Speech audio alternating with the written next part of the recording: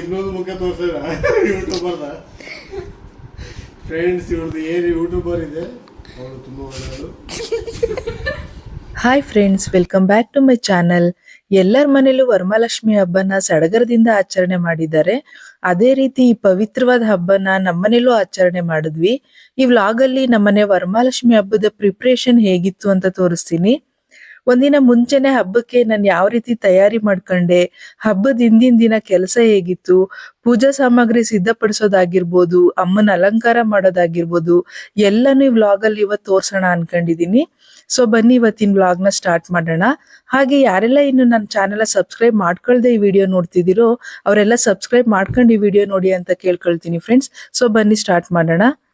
ಹಬ್ಬಕ್ಕೆ ಅಮ್ಮನ ನೈವೇದ್ಯಕ್ಕೆ ರವೆ ಉಂಡೆ, ಎಳ್ಳುಂಡೆ, ಕರ್ಜಿಕಾಯಿ ಹಾಗೆ ಹೋಳ್ಗೆ ಎಲ್ಲಾನು ಹಿಂದಿನ ದಿನನೇ ಮಾಡಿಟ್ಕೊಂಡೆ ಫ್ರೆಂಡ್ಸ್. ಹಬ್ಬದ ದಿನ ಎಲ್ಲಾನು ಮಾಡಕ್ ಆಗಲ್ಲ, ಅದಕ್ಕೆ ನಾನು ಹಿಂದಿನ ದಿನನೇ ಮಾಡಿಟ್ಕೊಂಡೆ. ಸಾಮಾನ್ಯ ಈ ಹಬ್ಬಕ್ಕೆ ಬೆಳಿಗ್ಗೆನೆ ಪೂಜೆ ಮಾಡ್ಬೇಕಾಗಿರೋದ್ರಿಂದ ಎಲ್ಲರೂ ಹೀಗೆ ಮಾಡ್ತಾರೆ. ನಾನು ಹಬ್ಬಕ್ಕೆ ಚಿತ್ರಾನ್ನ ಮಾಡಿದ್ದೆ, ಅದಕ್ಕೆ ಚಿತ್ರಾನ್ನದ ಗೊಜ್ಜುನು ಇವತ್ತೇ ರೆಡಿ ಮಾಡಿ ಇಟ್ಕೊಂಡೆ ಫ್ರೆಂಡ್ಸ್. ಹಾಗೆ ಡೈಲಿ ಪೂಜೆಗೆ ಬಳಸೋ ಬೆಳ್ಳಿ ವಿಗ್ರಹಗಳು ಮತ್ತೆ ಪೂಜಾ ಸಾಮಗ್ರಿಗಳೆಲ್ಲ ಕಪ್ಪಾಗ್ಬಿಟ್ಟಿತ್ತು. ಅದನ್ನ ಹಾಗೆ ಕ್ಲೀನ್ ಮಾಡಿದ್ರೆ ಈ ಕಪ್ಪು ಬೇಗ ಹೋಗಲ್ಲ ಅಂತ ಹೇಳ್ಬಿಟ್ಟು ಪಂಸಾರಿ ಅಂಗಡಿಲಿ ಒಂದು ಲಿಕ್ವಿಡ್ ಸಿಗುತ್ತೆ ಫ್ರೆಂಡ್ಸ್. ಬೆಳ್ಳಿ ಕ್ಲೀನ್ ಮಾಡೋದು ಲಿಕ್ವಿಡ್ ಸಿಗುತ್ತಲ್ಲ, ಕೊಡಿ ಅಂದ್ರೆ ಕೊಡ್ತಾರೆ. ಅದೇನು ಒಂದು 100 ರೂಪೀಸ್ ಅಷ್ಟೇ. ಅದನ್ನ ಹಾಕ್ಬಿಟ್ಟು ಏನು ಉಜ್ಜ ಆಗಿಲ್ಲ. ಒಂದು ಇಯರ್ ಬಡ್ಸ್ಗೆ ಅದನ್ನ ಸ್ವಲ್ಪ ಹೆಚ್ಕೊಂಡು ಹಂಗೆ ಒರೆಸಿದ್ರೆ ಬೇಗ ಕ್ಲೀನ್ ಆಗ್ಬಿಡುತ್ತೆ. ಒಂದೇ ವಾಶಲ್ಲಿ ಬೇಗ ಕ್ಲೀನ್ ಆಗುತ್ತೆ. ನೀವು ನೋಡ್ತಾ ಇರ್ಬೋದು ಅಷ್ಟು ಕಪ್ಪಿರೋ ವಿಗ್ರಹ ಎಷ್ಟು ಕಲರ್ ವೈಟ್ ಬರ್ತಾ ಇದೆ ಅಂತ. ಇದು ಬೆಳ್ಳಿ ಕ್ಲೀನ್ ಮಾಡಕ್ಕೆಲ್ಲ ತುಂಬಾ ಯೂಸ್ ಆಗುತ್ತೆ.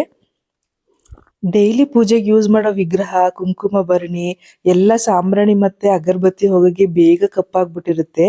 ಹಬ್ಬದ ಟೈಮಲ್ಲಿ ತುಂಬಾ ಕೆಲಸ ಇರೋದ್ರಿಂದ ಕ್ಲೀನ್ ಮಾಡಕ್ ಟೈಮು ಇರೋದಿಲ್ಲ. ಅವಾಗ ಈ ಲಿಕ್ವಿಡ್ ಇಂದ ಬೆಳ್ಳಿ ವಸ್ತುಗಳು ತೊಳೆಯೋಕೆ ನಂಗಂತೂ ತುಂಬಾ ಯೂಸ್ ಆಯ್ತು ಅಂತಾನೆ ಹೇಳ್ಬೋದು ಫ್ರೆಂಡ್ಸ್. ಅದೇ ರೀತಿ ವರಮಹಾಲಕ್ಷ್ಮಿ ಹಬ್ಬಕ್ಕೆ ಉಪಯೋಗಿಸೋ ಬೆಳ್ಳಿ ವಸ್ತುಗಳನ್ನೆಲ್ಲ ನಾನು ವರ್ಷಕ್ಕೆ ಒಂದ್ಸಲ ತೆಗಿಯೋದ್ರಿಂದ ಅವೆಲ್ಲ ಅಷ್ಟೇನ್ ಕಪ್ಪಾಗಿರಲ್ಲ, ಅದೇ ರೀತಿ ಗಲೀಜು ಆಗಿರಲ್ಲ. ಹಾಗಾಗಿ ವರಮಹಾಲಕ್ಷ್ಮಿ ಪೂಜೆಗೆ ಬಳಸೋ ಎಲ್ಲಾ ವಸ್ತುಗಳನ್ನ ಅಂದ್ರೆ ಅಮ್ಮನ್ ಮುಖವಾಡ, ಚೆಂಬು, ತಟ್ಟೆ ಎಲ್ಲಾನು ನೀರಿಗೆ ಸ್ವಲ್ಪ ಅರಿಶಿನ ಪುಡಿ ಮತ್ತೆ 1 ಸ್ಪೂನ್ ಅಷ್ಟು ಗಂಧದ ಪುಡಿ ಹಾಕ್ಬಿಟ್ಟು ಎಲ್ಲಾನು ಕ್ಲೀನ್ ಮಾಡ್ಕೊಳ್ತೀನಿ. ಅಂದ್ರೆ ಪೂಜೆಗೆ ಬಳಸೋ ವಸ್ತುಗಳನ್ನ ನಾನು ಯಾವ್ದೇ ರೀತಿ ಲಿಕ್ವಿಡ್ ಹಾಕಲ್ಲ. ಈ ಅರಿಶಿನ ಮತ್ತೆ ಸ್ವಲ್ಪ ಗಂಧದ ಪುಡಿನ ಹಾಕ್ಬಿಟ್ಟು ಈ ತರ ನೀರಲ್ಲಿ ಕ್ಲೀನ್ ಮಾಡ್ಕೊಳ್ತೀನಿ. ಅಂದ್ರೆ ಪೂಜೆಗೆ ಬಳಸೋ ಎಲ್ಲಾ ವಸ್ತುಗಳನ್ನ ನೀರು, ಅರಿಶಿನ ಮತ್ತೆ ಶ್ರೀಗಂಧದ ಪುಡಿಯಿಂದ ತೊಳೆದು ಶುದ್ಧ ಮಾಡ್ಕೊಳ್ಬೇಕು. ಅಂದ್ರೆ ಕೆಮಿಕಲ್ ಹಾಕಿ ನೀವು ತೊಳೆಯೋದಕ್ಕಿಂತ ಈ ರೀತಿ ಪೂಜೆಗೆ ಬಳಸೋ ಎಲ್ಲಾ ವಸ್ತುಗಳನ್ನ ನೀರಿಗೆ ಸ್ವಲ್ಪ ಅರಿಶಿನ ಮತ್ತೆ ಶ್ರೀಗಂಧ ಹಾಕಿ ಈ ತರ ಕ್ಲೀನ್ ಮಾಡ್ಕೊಳ್ಳಿ. ಎಲ್ಲಾ ವಸ್ತುಗಳನ್ನ ಶುದ್ಧ ಆಗುತ್ತೆ. ಪೂಜೆಗೆ ಬೇಕಾಗಿದ್ದ ಬಾಳೆ ದಿಂಡು, ಕಬ್ಬಿನ ಜಲ್ಲೆ ಎಲ್ಲಾನು ಹಳ್ಳಿಯಿಂದ ತಗೊಂಡ್ ಬಂದಿದ್ರು. ಅವನಿಗೆ ನಮ್ಮ ಮನೆಯವರು ತಮಾಷೆ ಮಾಡ್ತಾ ಇದ್ರು. ಪ್ರತಿ ವರ್ಷ ಮರ್ತ್ಕತಿ ಆಮೇಲೆ ಚೆನ್ನಾಗಿರ್ತದೆ ಹೆಂಗಂಗ. ಯಾಕಂದ್ರೆ ನನಗೆ ಬಯಸ್ಕೊಳ್ಳೋದೇನು ಕಾಮನು, ನೀನಿಗೆ ಬೈಯೋದೈತಲ್ಲ ಅದು ನಂಗೆ ಮಜಾ. ಆ ಗಂಗಗೆ ಕೆಲಸ ಇಲ್ದ ನಮ್ಮ ಮಗಗೆ ನಾನು ಬಯಸ್ಕೊಳ್ಳೋದೇನು ಕಾಮನ್ ಗಂಗ. ಹಾಡು ಕೇಳೋದು ಗೊತ್ತು ಗಂಗ ನಿಗೆ.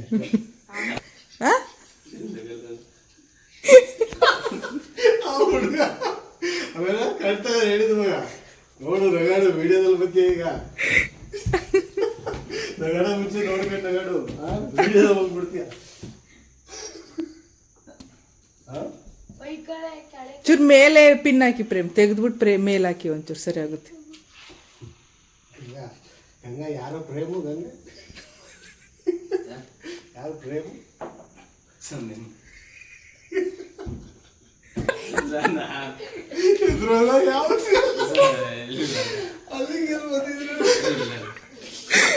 ಐಸ್ ಕ್ರೀಮ್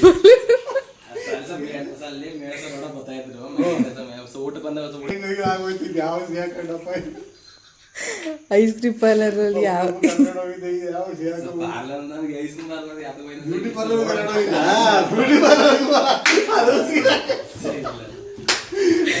ಒಂದೇಳು 2 ಸಿಗಾಕತ್ತೆ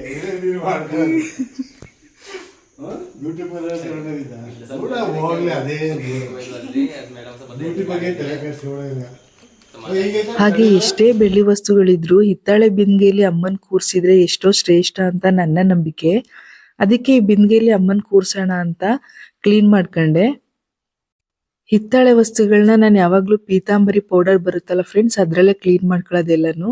ಅದೇ ರೀತಿ ಈಗಲೂ ಅದೇ ಪೀತಾಂಬರಿ ಪೌಡರಲ್ಲೇ ಹಿತ್ತಾಳೆ ವಸ್ತುಗಳನ್ನ ಕ್ಲೀನ್ ಮಾಡ್ಕೊಂಡೆ.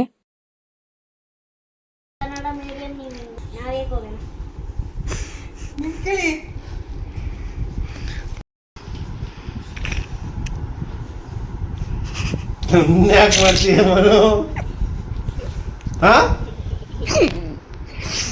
ಗೊಂಬೆ ಗೊಂಬೆ ನಿನ್ನ ಮುದ್ದಾಡಬೇಕು ನಾನು ಗೊಂಬೆ. ಕೆಲಸ ಎಲ್ಲ ಮಾಡೋ ಅಷ್ಟರಲ್ಲಿ ಲೇಟ್ ನೈಟ್ ಆಗೋಗಿತ್ತು. ಎಲ್ರಿಗೂ ನಿದ್ದೆ ಬೇರೆ ಬರ್ತಿತ್ತು. ಅದಕ್ಕೆ ನಮ್ಮ ಮನೆಯವರು ಏನೇನೋ ಹೇಳ್ಕೊಂಡು ತಮಾಷೆ ಮಾಡ್ಕೊಂಡು ನನ್ನ ಕೆಲ್ಸಕ್ಕೆ ಹೆಲ್ಪ್ ಮಾಡ್ತಿದ್ರು.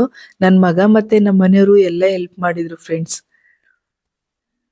ಅಮ್ಮನ್ ಕೂರ್ಸೋ ಪೀಠದ ಮೇಲೆ ಅಷ್ಟದಳ ರಂಗೋಲಿ ಬರೆದು ಅದ್ರ ಮೇಲೆ ಬಾಳೆ ಎಲೆ ಇಟ್ಟು, ಬಾಳೆ ಎಲೆ ಮೇಲೆ ಬಿಂದಿಗೆ ಕೂರೋ ತರ ಒಂದ್ ಪಾವಷ್ಟು ಅಕ್ಕಿ ಹಾಕ್ಬಿಟ್ಟು ಅಕ್ಕಿ ಮೇಲೆ ಸ್ವಸ್ತಿಕ್ ಚಿಹ್ನೆ ಬರಿಬೇಕು.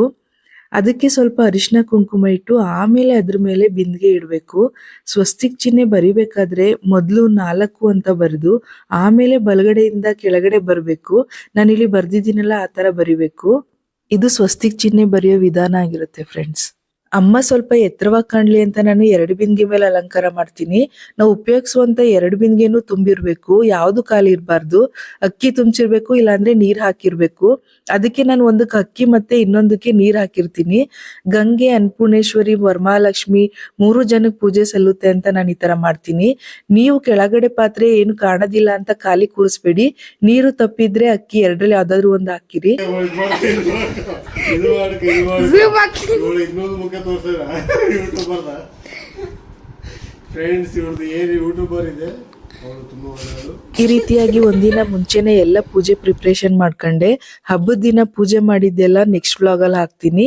ಸಬ್ಸ್ಕ್ರೈಬ್ ಮಾಡ್ಕೊಳ್ಳೋದು ಮರಿಬೇಡಿ ಅಂತ ಹೇಳ್ತಾ ಇವತ್ತಿನ ವ್ಲಾಗ್ ನ ಮುಗಿಸ್ತೀನಿ. ಧನ್ಯವಾದಗಳು.